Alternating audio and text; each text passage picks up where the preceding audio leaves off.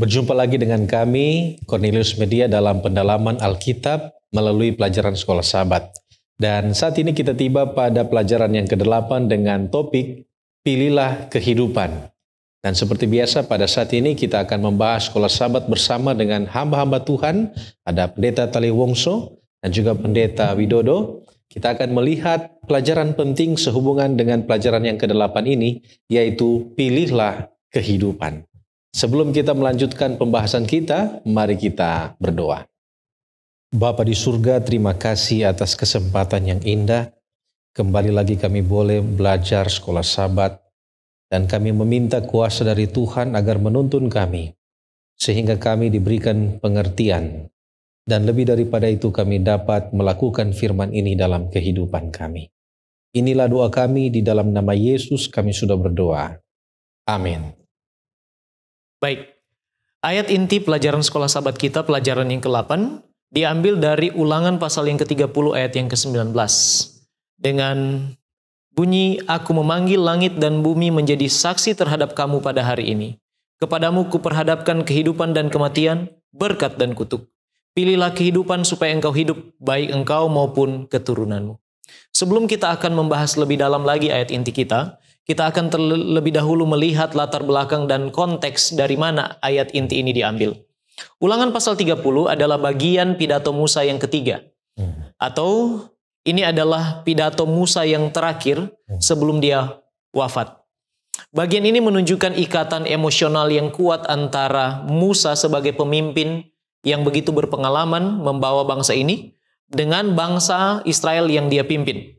Dan menurut Thompson, pidato yang ketiga ini tidak dipresentasikan secara sistematik, tetapi dibawakan dalam bentuk naratif atau cerita. Di sini Musa ingin meyakinkan bangsa Israel, walaupun sebenarnya isinya adalah sama seperti pidato yang pertama, tetapi ketika diulangi ini, dia berusaha meyakinkan lagi untuk umat Israel mengikat perjanjian dengan Allah. Nah, dalam pidato ini kita tidak boleh lepas dari pasal sebelumnya. Ini adalah satu bagian. Sebab itu ketika melihat konteks Ulangan pasal 30, maka itu adalah kelanjutan dari pasal yang ke-29. Dan kalau kita menggabungkan pasal 29 dan pasal yang ke-30, maka ada beberapa bagian penting yang harus kita lihat dalam konteks ini. Yang pertama itu, Ulangan 29 ayat 1 adalah settingnya, di mana Musa mengikat perjanjian dengan orang Israel. Kemudian ada pengantar sejarah yang kedua. Pengantar sejarah itu di dalam Ulangan 29 ayat 2-9, di mana kembali Musa menceritakan bagaimana penyertaan Tuhan dalam kehidupan bangsa Israel. Mujizat demi mujizat mereka alami di dalam perjalanan mereka, dan Musa katakan ayat yang ke-9, "Lakukan perjanjian dengan setia supaya kamu beruntung dalam segala yang kamu lakukan." Setelah pengantar sejarah, di bagian ketiga ada pihak-pihak yang ada di dalam perjanjian. Ulangan pasal yang ke-29, ayat yang ke-10 sampai ayat yang ke-15. Yang pertama itu Allah itu sendiri. Kemudian para kepala suku, tua-tua, semua kaum laki-laki di Israel, anak-anak, perempuan, orang asing. Dan ada juga tukang-tukang, tukang belah kayu, tukang timba air. Serta Musa mengatakan, "Aku juga mengikat perjanjian itu." Jadi ini pihak-pihak dijelaskan di dalam Ulangan pasal yang ke-29. Kemudian bagian berikut dari konteks pasal 29 dan 30 adalah ketentuan dasar dari perjanjian itu. Yang pada intinya adalah di dalam Ulangan 29 ayat 16-19, "Jangan pernah berpaling kepada ilah-ilah bangsa kafir. Janganlah di antaramu ada akar yang menghasilkan racun dan ipuh," katanya. Kemudian muncul topik yang berikut, yaitu kutuk. Dalam Ulangan pasal 29 ayat 20-28, dan juga di dalam Ulangan pasal 30 ada pilihan antara kutuk dan berkat. Kemudian masuk pasal yang ke-30 mulai dari ayat 1, itu adalah bagian tentang khotbah, pertobatan dan pemulihan. Ada janji pertobatan dan pemulihan. Kemudian kita lihat ada catatan terhadap hukum, di mana Musa ingin menarik perhatian bangsa Israel kepada hukum. Itulah sebabnya ayat 14 dikatakan, hukum itu tidak jauh. Itu sudah ada di dalam mulutmu dan di dalam hatimu untuk dilakukan, sangat dekat. Dan yang terakhir adalah keputusan dari perjanjian mengikat. Itu Ulangan pasal 30 ayat 15-20. pilihan yang pertama ayat 15 sampai 18 dihadapkan kepada bangsa Israel. Kemudian ayat inti kita memanggil saksi, langit, dan kemudian yang terakhir adalah appeal, di mana Musa mengajak bangsa itu membuat keputusan. Jadi ini adalah bagian-bagian konteks dari ayat inti kita diambil, yaitu Ulangan pasal 29 dan Ulangan pasal yang ke-30. Saya pikir ini boleh menjadi dasar untuk bagaimana kita melihat ayat inti selanjutnya. Baik, ada satu ekspresi yang menarik perhatian kita di dalam ayat inti kita, yaitu ketika Musa mengatakan, "Aku memanggil langit dan bumi menjadi saksi terhadap kamu pada hari ini." Ya, apa arti sebenarnya dari kata-kata ini? Apa yang dimaksudkan Musa ketika dia mengatakan ini dan untuk apa dia mengatakan kata-kata ini? Nah, sebenarnya kata ini juga muncul di dalam kitab-kitab lainnya seperti Mazmur dan juga Yesaya, tetapi secara khusus di dalam Ulangan, ekspresi ini muncul sebanyak 4 kali dan itu dikatakan oleh Musa semuanya. Yang pertama kali muncul di dalam Ulangan pasalnya yang keempat ayat 26. Di sana ketika Musa memperingatkan umatnya, umat atau bangsa Israel ini untuk tetap setia memelihara perintah hukum Tuhan dan jangan melupakan Tuhan. Di sana Musa mengatakan, "Aku memanggil langit dan bumi menjadi saksi." Kenapa? Karena Musa mengatakan kalau sampai kamu melupakan Tuhan, kamu berlaku curang, kamu melupakan kebaikan Tuhan, aku memanggil langit dan bumi menjadi saksi terhadap kamu pada hari ini, bahwa pastilah kamu habis binasa dengan segera dari negeri kemana kamu menyeberang sungai Yordan untuk mendudukinya. Musa katakan, tidak akan lanjut umurmu di sana, tetapi pastilah kamu punah. Dalam konteks ini, Musa memakai ekspresi ini di dalam Ulangan pasal 4. Kemudian yang kedua muncul di dalam ayat tema kita, yaitu Ulangan pasalnya yang ke-30, ayatnya yang ke-19. Lalu yang ketiga dan yang keempat ini muncul secara bersamaan, saling mengikuti, yaitu di dalam pasalnya yang ke-31 dan 32. Ini adalah cerita di mana tongkat estafet kepemimpinan antara Musa itu diberikan kepada Yosua. Dan di situ Musa memperingatkan kembali sekali lagi, aku mengenal kedegilanmu, tegar tekukmu, ya. Sedang sekarang selagi aku hidup bersama-sama dengan kamu, kamu sudah menunjukkan kedegilanmu terhadap Tuhan. Oleh karena itu, di dalam ayatnya yang ke-26, pasal 31, di sana dikatakan, suruhlah berkumpul kepadaku segala tua-tua sukumu dan para pengatur pasukanmu, maka aku akan mengatakan hal yang berikut kepada mereka dan memanggil langit dan bumi. Ya.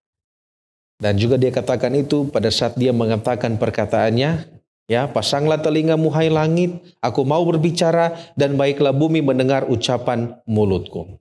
Jadi ekspresi memanggil langit dan bumi ini sebenarnya adalah salah satu ekspresi yang penting dalam perjanjian raja-raja sekuler, di mana mereka melibatkan dewa-dewa mereka untuk menjadi saksi atas sumpah perjanjian yang mereka akan lakukan.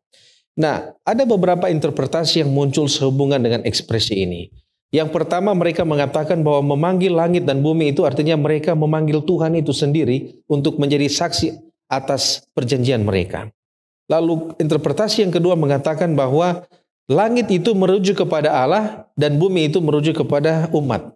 Jadi memanggil langit dan bumi artinya itu harus menjadi saksi antara Tuhan dan umat. Sedangkan interpretasi yang ketiga, langit itu mewakili malaikat-malaikat yang ada di atas surga, yang ada di atas, dan juga bumi itu mewakili semua ciptaan yang ada di bumi. Ya. Nah, sepertinya kita lebih condong kepada interpretasi yang ketiga. Ketika Musa mengatakan bahwa aku memanggil langit dan bumi, artinya semua ciptaan, entah itu malaikat-malaikat yang menyaksikan, dan juga semua orang yang ada di atas bumi menyaksikan apa yang sementara mereka ungkapkan di dalam perjanjian yang akan disahkan itu. Ya. Dan ini sangat penting untuk dilihat oleh karena pada saat Musa mengatakan memanggil langit dan bumi, dia sudah tiba kepada pengesahan perjanjian di dalam kitab Ulangan ini. Dan pengesahan perjanjian ini sangat membutuhkan elemen ini, yaitu saksi. Kita bisa lihat itu di dalam acara baptisan, manakala akan diadakan saksi, sumpah baptisan atau perjanjian dalam baptisan, ada saksi di sana. Begitu juga di dalam perjanjian pernikahan, ada saksi di sana. Tetapi kenapa sampai Musa memanggil langit dan bumi? Itu menandakan bahwa betapa besar dan luasnya perjanjian yang akan mereka lakukan itu. Jadi mungkin ini adalah aspek penting yang perlu kita ketahui. Mengapa sampai langit dan bumi ini harus menjadi saksi? Karena elemen ini sangat penting dalam pengesahan perjanjian yang dibuat. Kira-kira demikian. Terima kasih Pendeta Gosal. Kalau kita lihat di dalam ayat inti kita, maka Musa memberikan kepada mereka pilihan. Dan dia katakan, pilihlah hidup, pilihlah kehidupan. Nah, apa arti kehidupan di dalam konteks ayat ini? Nah, mungkin saya bisa bagi untuk menjawab pertanyaan ini adalah, yang pertama kita akan coba menjawab adalah, menurut konteks ayat ini bagaimana untuk memilih atau mencapai kehidupan itu. Lalu apa arti kehidupan dalam arti sempit konteks ini, lalu kemudian arti secara luas. Nah, yang pertama, kalau kita baca Ulangan 30, maka di sana kita lihat prasyarat untuk mencapai kehidupan, untuk memilih kehidupan itu adalah yang satu, turut perintah, oleh karena mengasihi Allah, dan yang ketiga, dengan tidak berpaling kepada ilah-ilah lain, atau membuat patung, dan semua jenis berhala-berhala yang lain. Oleh karena itu adalah pencobaan yang paling sering membuat bangsa Israel itu jatuh. Ketika mereka tergoda untuk mengikuti Allah-Allah yang lain dari bangsa-bangsa yang ada di sekeliling mereka. Jadi itu adalah syarat bagaimana untuk mencapai kehidupan. Lalu yang berikut, arti secara sempit daripada pilihlah kehidupan ini adalah kualitas hidup. Ya. Artinya kalau mereka tetap berpegang kepada ketetapan, perintah dan peraturan, maka kualitas hidup mereka di tanah yang Tuhan berikan kepada mereka itu akan menjadi lebih baik daripada kualitas hidup pada waktu mereka masih berada di Mesir, lebih baik daripada kualitas hidup mereka pada waktu mereka sementara mengembara di padang belantara. Saya akan memberikan beberapa contoh yang menjamin kualitas hidup mereka. Contohnya adalah, kalau mereka memperhatikan semua hukum, peraturan, ketetapan, maka peraturan ketetapan itu mengatur cara ibadah orang Israel, mengatur kemurnian hidup mereka, keadilan terhadap sesama, terhadap yang lemah, terhadap orang yang miskin, bagaimana peraturan mengatur tentang budak, bagaimana menghormati orang tua, bagaimana menghormati tetangga, sesama manusia, bagaimana untuk mencapai keadilan, bagaimana menghormati pemimpin, perlakuan terhadap tatanan alam, perlakuan pada waktu perang, perlakuan terhadap wanita, dan banyak hal lainnya.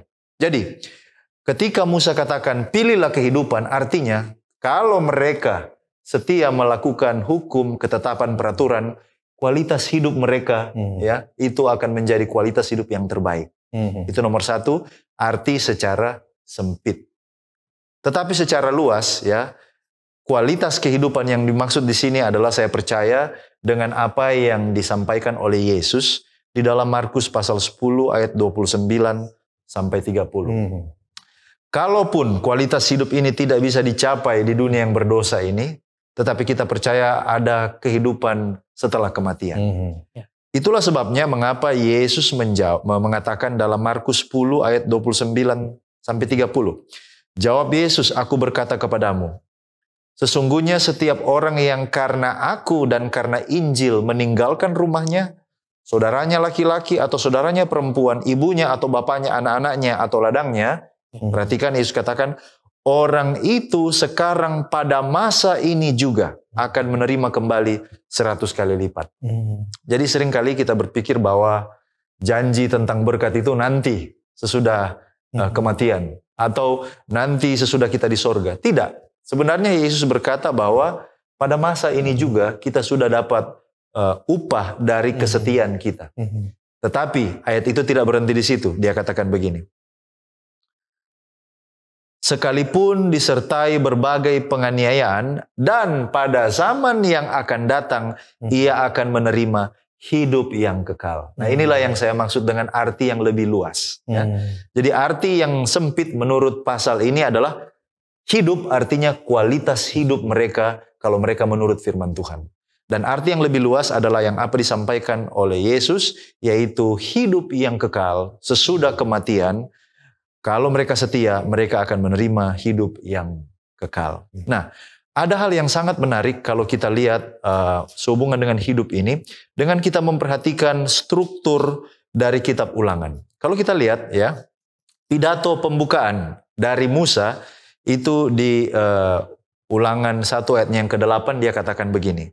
Ketahuilah, aku telah menyerahkan negeri itu kepadamu, masukilah, dudukilah negeri yang dijanjikan Tuhan dengan sumpah kepada nenek moyangmu. Itu di awal. Ya.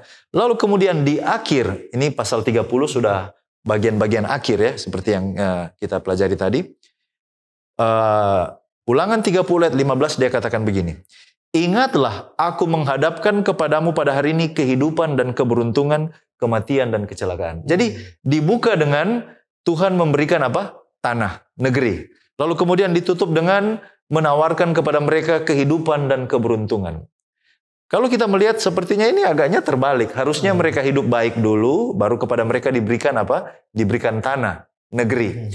Tapi inilah kasih karunia itu. Ya, kepada setiap orang yang percaya, janji sorga itu diberikan terlebih dahulu kepada kita. Sama seperti mereka. Janji tentang memiliki negeri itu telah diberikan kepada mereka, tetapi ada hal yang harus mereka pelajari, bahwa kalau mereka mau tinggal di sana, dan kalau betul-betul itu menjadi tanah perjanjian, sweet Canaan, ya, menjadi Kanaan yang betul-betul semawi, Kanaan yang membawa berkat bagi mereka, ada kualitas hidup yang harus mereka perhatikan. Itulah sebabnya orang-orang ini tidak cukup hanya diberikan negeri, tetapi harus diterangkan juga kepada mereka bagaimana supaya engkau bisa hidup aman, senang, tentram, dan diberkati di negeri yang akan engkau diami tersebut. Jadi itulah kalau kita lihat struktur daripada kitab Ulangan, bagaimana dia dibuka dengan menawarkan negeri, lalu kemudian ditutup dengan bagaimana supaya mereka memilih kehidupan. Jadi sekali lagi ini sangat menarik. Dari struktur teologis kitab Ulangan kita bisa lihat bahwa ini berkaitan dengan kualitas hidup. Dan mereka diminta untuk memiliki kualitas hidup yang terbaik pada waktu mereka mendiami negeri yang dijanjikan kepada nenek moyang mereka. Baik, terima kasih pendeta. Nah, kalau kita lihat Musa sepertinya mengekspresikan bahwa penurutan terhadap perjanjian itu mudah. Karena dia katakan hukum itu ada di mulut dan di hatimu. Jadi sudah dekat. Namun toh kita juga sadari bahwa manusia berdosa, bangsa Israel itu mudah untuk jatuh. Dan saya percaya Musa mengetahui hal itu. Pertanyaannya sekarang adalah bagaimana bisa orang yang sudah jatuh berbalik kepada Tuhan? Bagaimana dia yang sudah hidup dalam kejahatan memilih, pada awalnya memilih untuk tidak mengikut Tuhan dan akhirnya mendapat kutuk kematian, diubah menjadi berkat dan kehidupan. Apa langkah yang harus dibuat? Yang pertama kita harus sadari bahwa kita semua adalah pendosa. Roma pasal 3 ayat 23, semua manusia telah berbuat dosa dan telah kehilangan kemuliaan Allah. Dan kita perlu menyadari juga bahwa kecenderungan hati kita adalah melakukan yang bertolak belakang dengan hukum yang adalah media bagi kita mengikat perjanjian dengan Allah untuk menuruti Dia. Roma 7 ayat 15, ini adalah pengalaman dari Paulus. Setiap kali dia ingin melakukan yang baik, yang seturut dengan kehendak Allah, hukum Tuhan, maka ternyata yang dilakukan justru bertolak belakang. Artinya, dia katakan bahwa, sebab di dalam batinku, ayat 23, aku akan suka akan hukum Allah. Tetapi di dalam anggota-anggota tubuhku aku melihat hukum lain yang berjuang melawan hukum akal budiku dan membuat aku menjadi tawanan hukum dosa yang ada di dalam anggota-anggota tubuhku. Jadi kita lihat seperti Paulus merasakan itu, Musa juga saya percaya telah melihat bahwa dari pengalaman 40 tahun bersama dengan bangsa itu, mereka punya kecenderungan untuk jatuh di dalam mempertahankan ikatan perjanjian dengan Allah. Dan kalau kita melihat apa yang akan terjadi bagi orang Israel, maka kita perlu melihat bagaimana mereka bangkit. Di dalam Ulangan pasal yang ke-30 dikatakan di sana ayat 1 dan ayat yang kedua. Maka apabila segala hal ini berlaku atasmu, yakni berkat dan kutuk yang telah kuperhadapkan kepadamu itu, dan engkau menjadi sadar. Jadi kita perlu garis bawahi kata sadar. Artinya sebelumnya kurang sadar ya. Sadar dalam hatimu di tengah-tengah segala bangsa, kemana Tuhan Allahmu menghalau engkau, dan apabila engkau berbalik kepada Tuhan Allahmu dan mendengarkan suaranya, sesuai dengan segala yang kuperintahkan kepadamu pada hari ini, baik engkau maupun anak-anakmu dengan segenap hatimu dan dengan segenap jiwamu, maka Tuhan katanya akan memulihkan keadaanmu. Artinya masih ada kesempatan. Pertanyaan sekarang adalah bagaimana langkahnya untuk mengubah keadaan yang sudah buruk di awal menjadi yang baik. Menjadi berkat, dari kutuk menjadi berkat. Nyonya White mengomentari di dalam Review and Herald April 1, 1890, dia katakan bahwa Kristus harus dinyatakan kepada orang berdosa sebagai juru selamat yang rela mati dan mengangkat dosa dunia ini. Dan katanya, ketika seorang berdosa melihat kepada anak domba Allah yang telah tersembelih di kayu salib di Kalvari, maka itu akan menuntun mereka melihat kepada keberdosaan mereka, dan itu akan menuntun mereka kepada pertobatan. Jadi yang pertama, Kristus harus dinyatakan dulu. Itulah sebabnya selanjutnya Nyonya White katakan bahwa pertobatan itu adalah pemberian sama seperti pengampunan. Dan dia lanjutkan, it cannot be found in the heart where Jesus has not been at work. Jadi tidak pernah pertobatan dan pengampunan itu ditemukan di hati di mana Kristus tidak bekerja. Hanya ketika Kristus bekerja, maka pengampunan dan pertobatan itu menjadi mungkin di hati seseorang yang dulunya telah melakukan hal yang jahat. Itulah sebabnya langkah yang pertama, Kristus harus dinyatakan kepada orang berdosa, sehingga mereka boleh melihat ada kesempatan di balik kutuk yang telah mereka terima pada waktu mereka mengikuti hal-hal yang di luar kehendak Tuhan, melawan hukum-hukumnya. Dan kemudian dia katakan bahwa ketika seorang berdosa sadar bahwa dia telah melakukan hal yang jahat di mata Tuhan, maka dia harus berbalik. Artinya berputar kembali kepada jalan yang benar. Itulah sebabnya kesadaran ini harus betul-betul diperhatikan, sebab ketika kesadaran itu muncul akan keberdosaan kita, maka kita melihat ada harapan di dalam Yesus Kristus. Call them to mind, artinya sadar, bring them back to thy heart. Kembalikan mereka kepada hatinya untuk mendapat perhatian supaya dapat dipulihkan. Itu komentar dari Seventh Day Adventist Bible Commentary. Kemudian setelah mereka berbalik, maka pertobatan dan kasih karunia, kesempatan yang Allah berikan itu bukanlah hal yang cheap atau yang murah, tetapi sesuatu yang harus dimanifestasikan melalui penurutan. Itulah sebabnya dia katakan, hendaklah engkau lakukan dengan segenap hatimu dan dengan segenap jiwamu. Dan di pasal ini, dengan segenap hatimu dan segenap jiwamu itu 3 kali diulangi. 3 kali diulangi untuk menekankan bahwa pentingnya pertobatan itu menunjukkan buah-buahnya, yaitu penurutan dan kesetiaan terhadap hukum-hukum Allah. Dan intinya, ketika kita sudah berbalik, kita menolak untuk berbuat dosa lagi.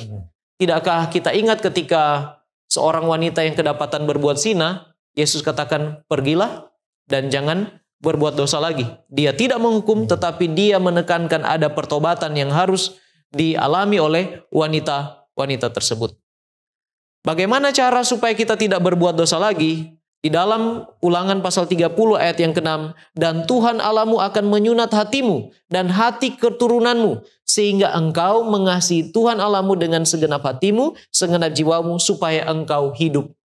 Tadinya ada dalam kematian, sekarang berpindah, berada dalam kehidupan. Kenapa? Karena kita harus menyerahkan hati, supaya disunat oleh Tuhan, baik kita dan keturunan kita, lebih mengasihi Tuhan dengan segenap hati dan dengan segenap jiwa. Itulah caranya bagaimana kita berpindah dari kutuk kepada berkat. Mengubah hidup yang ada dalam bayangan kematian kepada hidup yang penuh pengharapan. Jadi saya pikir sosok sentralnya adalah Allah itu sendiri yang mengaruniakan kasih karunia. Di dalam Roma pasal 6 ayat 23.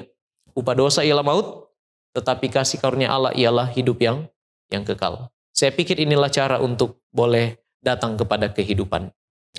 Baik, elemen penting lainnya yang perlu kita pahami adalah bagaimana cara kita untuk mempertahankan kehidupan dan tidak jatuh ke dalam dosa itu. Nah, mari kita lihat pada saat ini saya akan bagikan ada tiga poin penting yang dapat kita lihat sesuai dengan Ulangan pasal 30 ayat 11 sampai 16. Kita undur beberapa ayat, yaitu ayat 11 sampai 16. Ada 3 poin penting yang dikemukakan oleh Musa yang kiranya dapat memberikan orang-orang Israel saat itu kekuatan sehingga mereka dapat mempertahankan kehidupan maupun juga kita yang ada saat ini. Yang pertama itu terdapat di dalam ayat 11 sampai ayat 14, di mana Musa memberikan perintah atau memberikan anjuran kepada bangsa itu untuk melakukan firman Tuhan karena hukum itu tidaklah sukar. Ya, Musa katakan, sebab perintah ini yang kusampaikan kepadamu pada hari ini tidaklah terlalu sukar bagimu dan tidak pula terlalu jauh. Tidak di langit tempatnya sehingga engkau berkata, siapa yang akan naik ke langit untuk mengambilnya? Tidak di seberang laut tempatnya sehingga engkau berkata, siapakah yang akan menyeberang ke seberang laut untuk mengambilnya?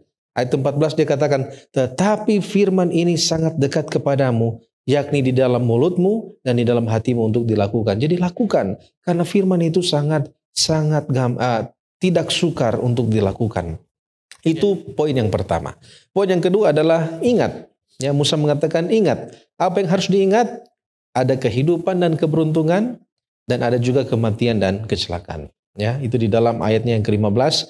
Ingat, aku menghadapkan kepadamu pada hari ini kehidupan dan keberuntungan, kematian dan kecelakaan. Artinya kalau kita sudah berada dalam hidup, ingat baik-baik. Kalau kita tidak bisa mempertahankan itu, ada kematian dan kecelakaan yang menanti kita. Dan poin yang terakhir adalah kita mengasihi Tuhan, mengasihi Allah, hidup menurut jalannya, berpegang pada perintah dan ketetapan dan peraturannya.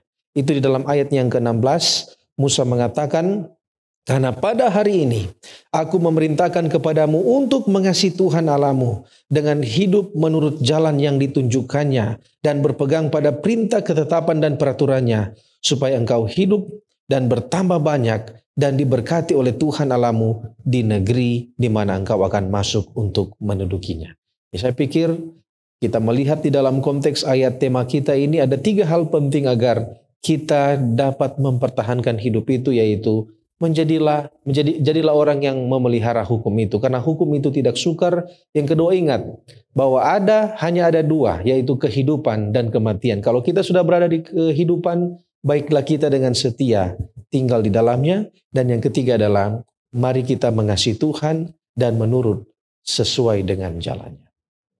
Amin. Terima kasih.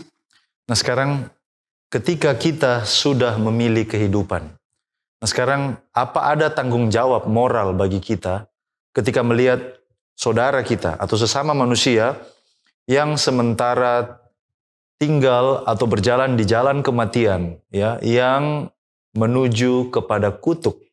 Apakah ada tanggung jawab moral bagi kita yang sudah berada pada jalan kehidupan? Kalau kita lihat di dalam Yeskiel pasal 3 ayatnya yang ke-18 sampai 20, maka di sana jawabannya adalah iya. Mari kita baca ayat ini. Yeskiel 3 ayat 18 sampai 20. Kalau aku berfirman kepada orang jahat, engkau pasti dihukum mati.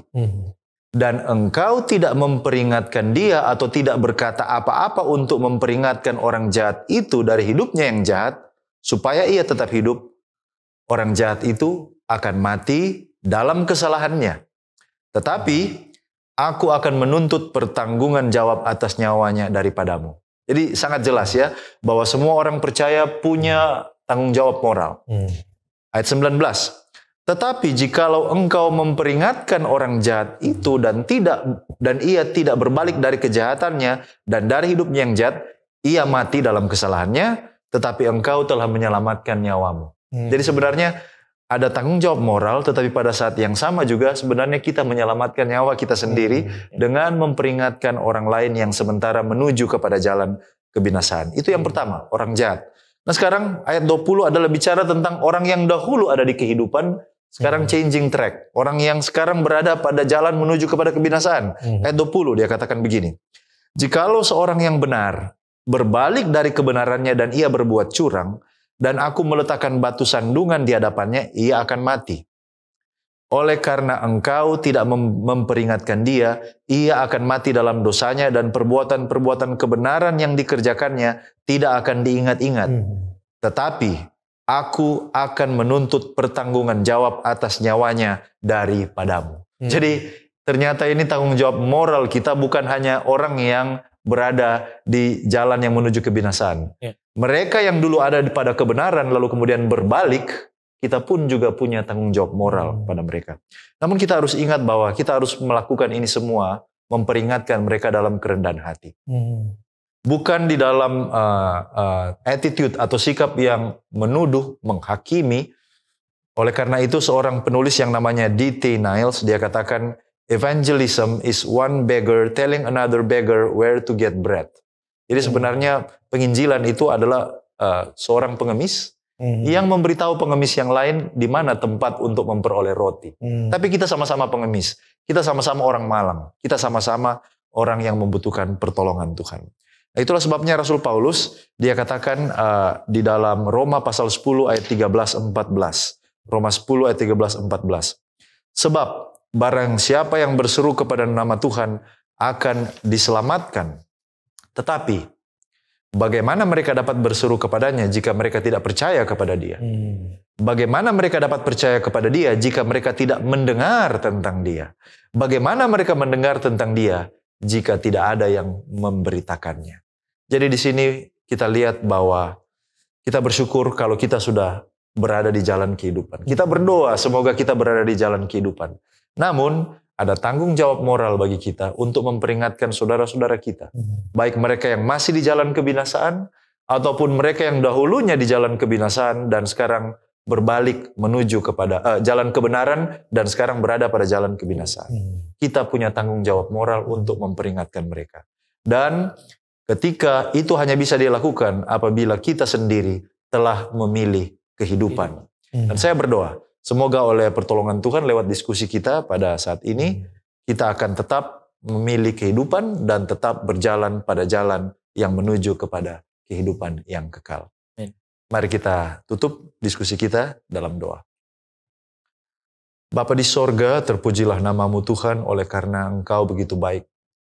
Engkau memperhadapkan pilihan kepada umatmu melalui Musa, nabimu. Dan sampai saat ini pilihan itu juga tetap diperhadapkan kepada kami semua. Tolonglah kami Tuhan, supaya kami membuat pilihan yang baik, pilihan yang benar. Kuatkanlah kami, gerakan hati kami, supaya kami memilih kehidupan, gantinya kematian. Dengan kekuatan kami sendiri, dengan sifat alamiah kami yang berdosa, kami cenderung memilih jalan kebinasaan. Kami cenderung memilih kematian dan kutuk.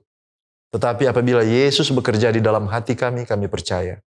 Maka Dia dapat mengerjakan kemauan untuk memilih yang baik, memilih yang benar, memilih kehidupan, gantinya kematian. Terima kasih untuk berkat diskusi yang sudah kami ikuti. Oleh pertolongan Tuhan, ini bukan hanya menjadi sebuah pengetahuan, tetapi ini akan menolong kami setiap hari, hari demi hari, untuk selalu membuat keputusan yang benar dalam kehidupan. Kami akan memilih kehidupan, gantinya kematian. Terpujilah namamu, di dalam nama Yesus Kristus. Kami sudah berdoa dan mengucap syukur. Amin.